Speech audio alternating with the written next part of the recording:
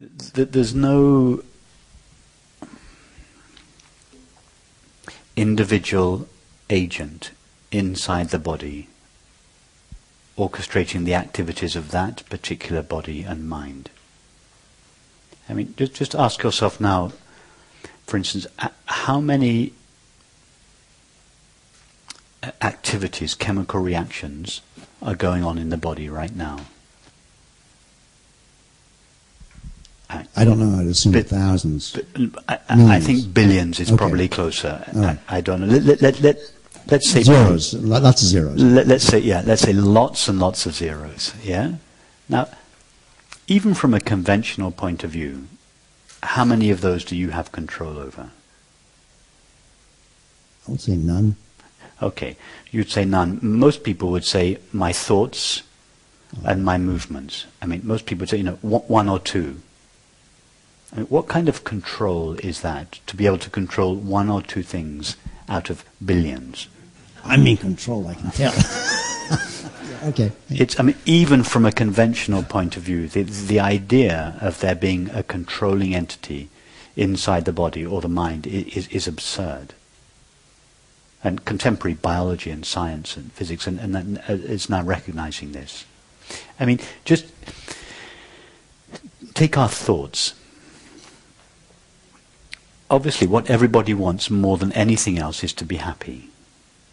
And what prevents us from being happy is the thought that says, I don't like what's going on. Yeah.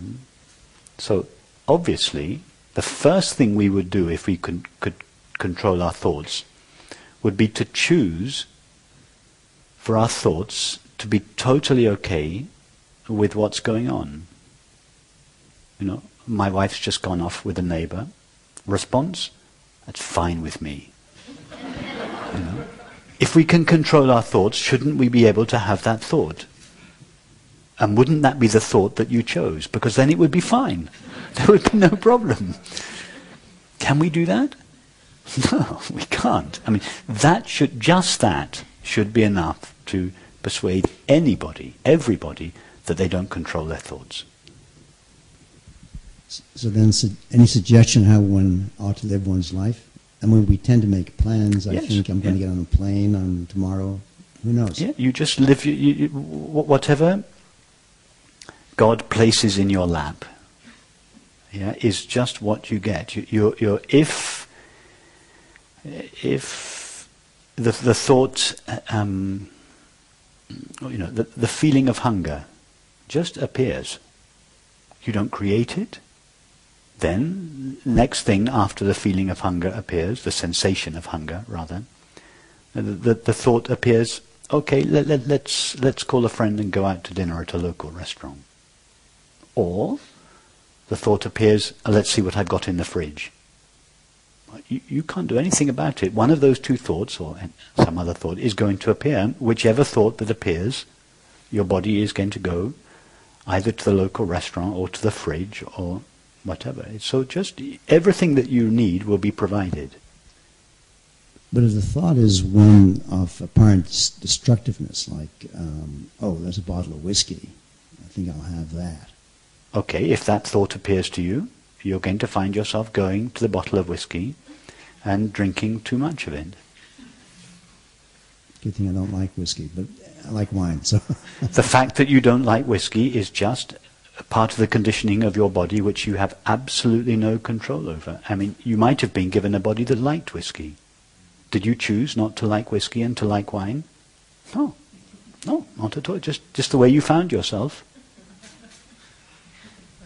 So then if somebody has behavior, whether it's antisocial behavior or even criminal behavior or addictive behavior, that's just what's happening? Or yes, there's no entity that is responsible for that behavior.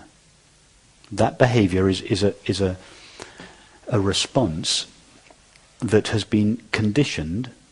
The thoughts and feelings that lead to that behavior are just a result of that person's conditioning plus genetics plus whatever it is that conditions any single action. But there's no individual responsible.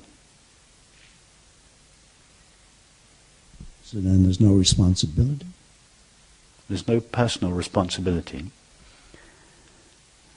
And strangely, understanding this doesn't make us behave in irresponsible ways. It's when we believe there is personal responsibility that we find ourselves behaving in irresponsible ways. When we feel, I am a separate person, it is that feeling that gives rise to irresponsible behavior. Let's take an extreme. What enabled Hitler to behave like he did? What was the founding thought behind his behavior? His ego, his belief in a deep sense of being a separate self. Without that feeling, it would have been impossible for him to think, feel, act, and relate like he did.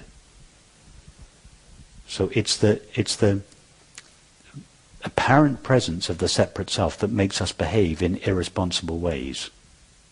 When that sense of separation goes, we don't find ourselves going around trashing people and behaving in unkind, ugly, irresponsible ways. No, our behavior is in line with the totality and serves the totality.